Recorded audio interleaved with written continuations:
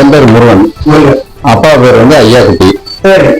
நீங்க சிற்ப கலைக்கு இது எங்களுக்கு வந்து குலத்தொழில், சூரிய தொழில். சூரியத்திலும் படிக்கும்போது ஆர்டிஸ்ட் நல்லா வரும், ஓவியம் நல்லா வரையுமே.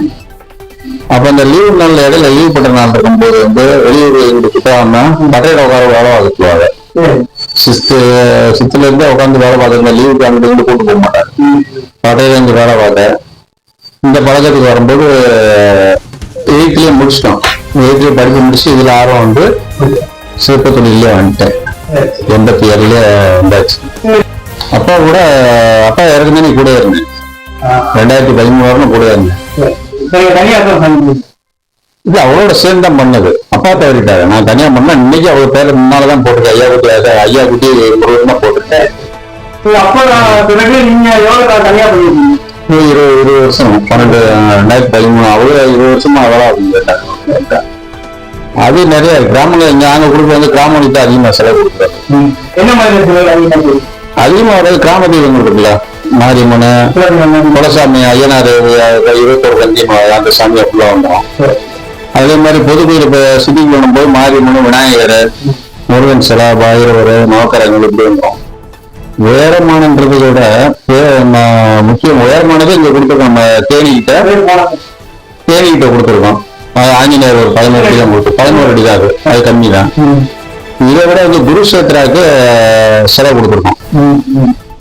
நம்ம மகாபாரதம் நடந்துச்சுல, மகாபாரதம் நடத்துல பீஸ்மர் அம்பு விட்ட இடத்துல இங்க இருந்து சிலையை கொண்டு போய் அங்க வந்து பிரதிஷ்டை பண்ணிட்டோம். சக்கரபாலத்துல அங்க பண்ணிருக்கோம். சமீபத்துல விஜயவாடால சிவன் கோயிலுக்குள்ள நம்ம செலவு வெளிநாடுகளுக்கு ஆர்டர் கொடுக்குறாங்க. வந்து ஏற்படுத்திடுவாங்க. வந்து கேட்கும்போது முதல்ல வந்து கோயிலோட அளவு கேட்போம். ஏற்கனவே கோயில் கட்டிட்டாங்கன்னா கோயிலோட அளவு அவங்க எழுதி கொடுத்துருவாங்க. கோயில் கட்டுற தகுதி இந்த அளவுக்கு நம்ம கொடுப்பாங்க. இவ்வளவுதான் இருக்கணும் அந்த அளவு கேட்போம். அப்படி அளவு எழுதிட்டு வர நாங்க கோயிலோட அளவு என்ன அளவுன்னு பார்த்து அதுக்கு தகுந்த மாதிரி தன்னை பாகத்துல இவ்வளவுதான் இருக்கணும் சிலை அப்படின்னு அதுக்கு தகுந்த மாதிரி தான் சிலை செஞ்சு கொடுப்போம். அதே அது குலசாமின்னும் போது பிறந்த வழியில வைக்கிறாங்கன்னா இந்த சாமிக்கு இவ்வளவுதான் இருக்கணும்னு அளவு தான் ஆகணும். இதுபடி இப்ப மூலஸ்தானம்னா இவ்வளவு இருக்கணும், இப்ப கற்பார இவ்வளவு இருக்கணும், அத்த மண்டபம் இருக்கணும், மகாமண்டபம் இவ்வளவு இருக்கணும் கணக்கு இருக்குல்ல. அதே மாதிரி சிலை இவ்வளவுன்னு வேற கணக்கு. இந்த இடத்துல இவ்வளவுதான் இருக்குன்னு கணக்கு இல்ல. சுதைக்கு இது சம்பந்தம் இல்லை. சுதை வேலைன்றது வந்து அபிஷேகம் பண்ண முடியாது. அபிஷேகம் பண்ண முடியாது. கோபுரம் பண்ணதான் கோயில கட்டலாம். இது மூலஸ்தானம் வந்து கட்டு சிலை தான். அப்படி ரொம்ப கல்லு சிலைக்கு தான் உங்களுக்கு பஞ்சபூதங்கள் கல்லதான் இருக்கு, கோயில இல்ல. கோடிக்கணக்கில் எவ்வளவுதான் செலவு பண்ணாலும் கடைசியில கல்லு சிலையை தான் எவ்வளவு வைப்பாங்க. கல்லு சிலையில தான் பஞ்சபூதங்கள் இருக்கிறதுனால மெயினா அவங்களுக்கு கொடுக்குறது. நாங்க கல்லு எடுக்கிறதும் அதே மாதிரி அந்த பஞ்சபூதங்கள் இருக்கிற கல்லு குளிர்ச்சி தன்மை இருக்கணும், கல்லோட இது இருக்கணும், எல்லாத்தையும் பார்த்தா கல்ல இருக்கிறது. ஆமா அவ்வளவுதான் பண்ணணும். அது வந்து உருவத்திரம் கோரிக்கிறதான் பண்ணணும். முடியலைன்னா நாங்க செஞ்சு கொடுப்போம். அது ஒரு மண்டலம்ன்றது எதுக்குன்னாக்கா உங்களுக்கு வந்து உருவத்திரம்ன்றாங்க. அது 2வது. அப்படி சொன்னா கேட்க மாட்டாங்க. அந்த மாதிரி சொல்றாரு. முதல்ல வந்து தண்ணியில வைப்போம். தண்ணியில வைக்கும்போது கல்லோட திறனை கண்டுபிடிக்க ஏதாவது ஓட்டை இருக்குன்னா கல்ல தண்ணியில வச்சுட்டு எடுக்கும்போது தெரிஞ்சு. அதே மாதிரி நெல்ல வைக்கிறோம். நெல் வந்து ஹீட்டு, நெல்லை போட்டு நம்ம உடம்புல முன்ன எவ்வளவு ஹீட் இருக்கும். அந்த மாதிரி அந்த ஹீட்டுக்கு கல் வெடிக்குதா என்னன்னு பாக்குறது. அதுக்காண்டிதான் அது. அடுத்து சந்தனக்காய் போடுவோம். சந்தனக்காய் போட்டு மறுபடியும் எடுத்து பார்க்கும்போது அது வந்து பேரா இருக்கான்னு பார்ப்போம். அந்த சந்தன காஞ்சதுக்கு அப்புறம் எடுக்கும்போது ஈரம் இருந்தா அந்த பேரா இருக்கான்னு பார்ப்போம். அதே மாதிரி தெற்பீட வைப்பாங்க. தெற்பீட வச்சுன்னா கெட்ட சக்தி உள்ள இறங்கக்கூடாது தெற்பீட வைக்கிறது. இதெல்லாம் செஞ்சுட்டு ஏன்னா கோடிக்கணக்கில் செலவு பண்ணி ஒரு கும்பாசம் நடத்துறாங்க. இது ஒரு மூலஸ்தானம் இருக்கிற சிலைக்காண்டி தான் செய்யறாங்க. அதனால இதெல்லாம் செஞ்சு பார்த்துட்டு உள்ள வைக்கணும். நாங்க எழுதி கொடுத்துருவோம். இந்த மாதிரி செஞ்சிருக்காங்க, இந்த மாதிரி செஞ்சு நாங்களே இந்த மாதிரி ஒரு மறுபடியும் செஞ்சிருக்கோம் செஞ்சிருக்காங்க இருக்கு. பயன்படுத்த மாட்டேங்கிறாங்க, வர்றதில்ல பசங்க. நாங்க வந்து தொழிலோட சேர்த்து சொல்லியும் கொடுக்குறோம், சம்பளமும் கொடுத்து சொல்லியும் கொடுத்து எங்களுக்கு வேலையான மாதிரி இருக்கும், அவங்களுக்கும் கத்துக்கிட்ட மாதிரி இருக்கும். வெறும் 40 ரூபா நீங்க சம்பளத்துக்கு வந்தது 2000 ரூபாய் சம்பளம் வாங்குறாங்க. அப்படிங்கும் போது எங்களுக்கு ஒரு புண்ணியம். அவங்க கத்துக்கிட்டா அதுக்கு தகுந்த மாதிரி அவங்க கொண்டு போகணும். அந்த ரூபாய் வாங்கி தேவையில்லாம டாஸ்மார்க் போகணும் இதுமா போனா குடும்பத்தை முன்னேற்றம் போய் தொழில் வளர்க்க முடியாது. ஆர்வத்துல அப்போ வந்து நான் கத்துக்கிட்டு என்னை கொண்டு போய் 5 வருஷம் கொண்டு போய் மகாபலிபுரத்துல விட்டாங்க. வன்மீகநாதன் பட்டா பழைய பட்டா இப்பதான் பட்டா நிறைய இருக்கு மகாபலிபுரத்துல. அப்ப வந்து அவர் பட்டா பெரிய பட்டா அங்கதான் என்னை கொண்டு போய் ஒரு 5 வருஷம் அப்பெல்லாம் சம்பளமா கத்துக்கிற சம்பளம்லாம் இல்ல.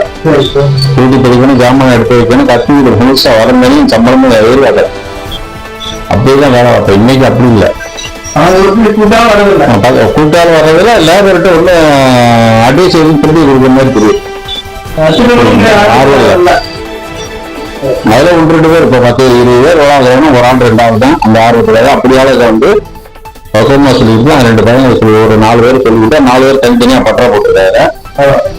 இங்க இருந்து நாங்க சொல்லிடுவோம் 4 பேர் தனித்தனியா பட்டா போட்டுருக்காங்க. படிச்சுட்டு வர்றவங்களுக்கு வந்து இறங்கி உட்காந்து வேலை பார்க்க மாட்டாங்க. ஆர்டிங்கோட சரி நாங்க அனுபவம்ன்றது இறங்கி எதா இருந்தா லேபர் வேலை பார்த்துக்க நான் இறங்கி ஆள் வரல நான் உட்காந்து வரோம் நம்பி இல்ல. இப்போ 10-12 பேர் வேலை ஆகிறோம் வரலன்னா உங்க சொன்ன தேதிக்கு கொடுக்கணுன்றதாண்டி இறங்கி உட்காந்து வேலை பார்க்குறோம். அதே மாதிரி திருத்துறாருன்னா நாங்க உட்காந்து திருத்திடுவோம். அவங்க வந்து சொல்றதோட சரி இறங்கி வேலை ஆள் வரலன்னா உட்காந்து வேலை பார்க்கணும். இந்த வேலை அப்படி பார்த்தோம்னா அது மனிதனுடைய வாழ்க்கையை கத்துக் கொடுக்கறதாண்டி ஒரு மனிதன் இப்படிதான் இருக்கணும். ஒரு ஊருக்கு கோயில் வேணுன்ற எதுக்காண்டினா மக்கள் ஊர் மக்களை காப்பாத்துறதாண்டி. ஆனா கும்பிடுறது அவ்வளவு விருப்பம். ஒரு கோபுரம் கட்டினா மேல வந்து கோபுரத்துக்கு மேல வந்து கலசம் வைப்பாங்க. அந்த கலசத்துக்கு மேல யாரும் வீடு கட்டக்கூடாதுன்னு சொல்லுவாங்க. எதுக்காகனா அறிவியல் ரீதியா வந்து இடி விழுந்துச்சுன்னா அங்கதான் தாக்கும். எது வேறுமானதும் அங்கதான் தாக்கும். அதனால மக்களுக்கு வந்து பாதிப்பு வராது. அதே மாதிரி குளம் வெட்டுறாங்க. தண்ணி இல்லாத காலத்துல திருக்குளம் கோயிலுக்கு ஒரு குளம்னு வெட்டுறாங்க. மக்களுக்கு தண்ணி இல்லாதனாக்கா தண்ணி கூட அங்க போய் நிற்கும் போது தண்ணி இல்லாத நேரத்துல யூஸ் ஆகும். எல்லாமே மக்களுக்காண்டி செஞ்சிருக்காங்க. மக்கள் பயன்படுத்துற வேற விதமா அதை யூஸ் பண்ணிட்டாங்க. எடுத்துக்கிட்டாங்க எல்லாமே. அதே இது கிராமங்கள் ஏதாவது ஒரு மழை பெரிய மழை வருது தண்ணி வெள்ளம் வருதுன்னா கோயிலுக்கு வந்து தங்கலாம் தப்பு இல்லை. அதுக்கும் இருக்கு. ஒரு சத்திரம் சாவடினா எந்த நேரமும் கோயில் வந்து புனிதமானது. அதுக்காண்டி அதை செஞ்சிருக்கு இல்ல கோயில் அது அவ்வளவா நடக்காது. இப்ப நான் அந்த தொழிலுக்கு வந்துட்டோம்னாக்க இது வந்து பீடி சிகரெட்டு தண்ணி எதுவும் தப்பு இல்லை. தொழிலா நினைச்சு தெய்வமா நினைச்சு நம்ம செய்யணும். ஒரு கஸ்டமர் ஆகும்போது நம்ம என்ன மரியாதை கொடுக்கணும் அதுக்கு அவங்க கொடுப்பாங்க. நம்ம தொழிலுக்கு நம்ம எப்படி தெய்வமா நினைச்சுக்கிறோமோ அதே மாதிரி நம்மளுக்கு அந்த மரியாதை கிடைக்கும். அந்த மாதிரி இல்ல அப்படி நடந்துக்கிட்டாங்கன்னா அது அவங்களுக்கு தான் பாருங்க. ஒவ்வொருத்தரும் சொல்லுவாங்க நாங்க செய்யறதுதான் தொழில் நாங்க தெய்வமே தொழிலா செய்யறோம். அப்ப அதுக்கு தகுந்த மாதிரி நாங்க நடந்துக்கிட்டா மரியாதை கும்பிடுறாங்க. அப்ப அவங்க கிட்ட நம்ம எப்படி நடந்துக்கிறோமோ நம்ம எப்படி இந்த தொழில தெய்வமா காப்பாத்துன்றது அது நம்ம கையில தான். அதாவது வந்து ஒதுக்க சொல்லிடுவோம். வேலைக்கு வந்து தண்ணி அடிக்க சுத்தமா இருக்குன்னு சொல்லிடுவோம். ஏன்னா புனிதமான தொழில். நீ வெளியே போய் என்ன பண்ணிக்க தொழில் பார்க்கும்போது இப்படி இருக்கணும். அளவு கணக்கு மாறிடக்கூடாது. ஆகும் இதுன்னு பழைய இது வந்து அளவு கணக்குன்றது. இந்த சிலைக்கு வர அளவு இருக்கு விளையா இருக்கு இந்த பார்த்து செய்யணும்னு சொல்லிடுவோம். சொல்லி அதெல்லாம் பையங்க நல்ல வேலை பார்த்து குரு என்னுடைய எனக்கு இந்த தொழில் வழி வகுத்த குருவுக்கு தான் முதல்ல. குருன்னா என்னுடைய தந்தை எங்க அப்பா பேர் வந்து ஐயா குட்டி. அவர்கிட்ட இன்னொருத்தர் வேலை பார்த்தாரு அண்ணாமலைன்னு. ஏன்னா அவரு சொல்லி கொடுப்பாரு எல்லாமே சிற்பி தான். ஏன்னா அவருக்கு தான் நன்றி சொல்லணும். அதை மறக்க மாட்டான். உறுதியாக லேபர் வந்தால் வரைக்கும் நான் உட்காந்து வேலை பார்க்கணும். தன்னம்பிக்கையில உறுதிடும் வேற ஒன்றும் இல்லை. நம்பிக்கை. ஏன்னா இந்த காலத்துல இருந்து லேபரை நம்பி வேலை பார்க்க முடியல. என்னென்ன லீவ் போடாது என்னென்ன வேலைன்னு சொல்ல முடியாது. கவர்மெண்ட் செஞ்சு கொடுக்குறது இப்ப இந்த கோயில கல்ல நிப்பாட்டிட்டாங்க. அவ்வளவு தொழிலுக்கு உண்டானது மட்டும் மெட்டீரியல் மட்டும் கொடுத்தா போதும். காசை கொடுத்து அவளை வந்து ஊனமாக்கிறவனா. காசை கொடுத்தா பாதி வாங்கிட்டு பாதி செலவு பண்ணிட்டு பாதி இது பண்றாரு. அதை மட்டும் வெளியே வைத்தா போதும். இப்ப குவாரில வந்து சுத்தமா நிப்பாட்டி இருக்காங்க. இப்ப ஒரு 10-12 பேர் வேலை குவாரி பண்ணா வேலை கொடுக்க முடியாது.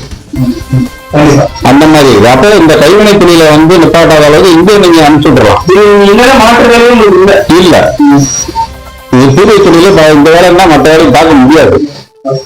ஏன்னா படிப்பே இல்லாம அனுபவத்துல வேலை பார்க்கிறவங்க நாங்க படிச்சவங்க கல்வினா ஒண்ணும் பண்ண முடியாது. எங்களுக்கு மூலம் எங்கேயோ கடத்துறாரு எங்கேயோ வைக்கிறாரு இதுக்கெல்லாம் போயிட்டு நாங்க உள்ள லோக்கல் ஆளுகளை கல்லு கொடுக்கணும். அப்புறம் என்ன ஒண்ணு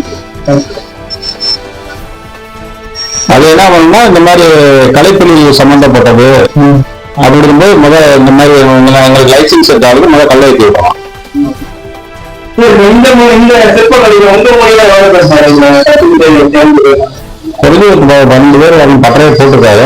100-200 பேர் வரைக்கும் வேலை பார்த்துட்டாரு அப்படியே வந்துருவாங்க. ஓரளவு கத்துக்கிட்டு வேலை அப்புறம் கூப்பிட்டு கேட்டாலே சொல்லிடுவாரு. அதாவது ஒருத்தவங்க என்னன்னா நான் அளவுக்கு எனக்கு எல்லாத்தையும் சொல்லி கொடுப்பேன். சொல்லி கொடுத்து இப்படிதான் இருக்குன்னு வைக்கணும் போது நம்ம எந்த நேரம் இருக்குன்னு தேவையில்லை. அப்படி இல்லைன்னா வந்து பார்த்தோம்னா குறை இருக்குன்னு சொல்லிடுவோம்.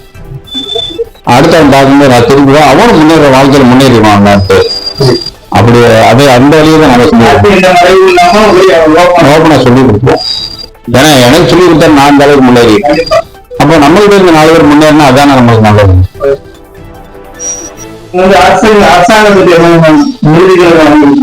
இல்ல அரசாங்க விருது கோயிலை சார்பாக ஒவ்வொரு கோயிலுக்கும் செஞ்சு கொடுக்கிறது, அந்த கோயில் சார்பாக கொடுக்கிறது.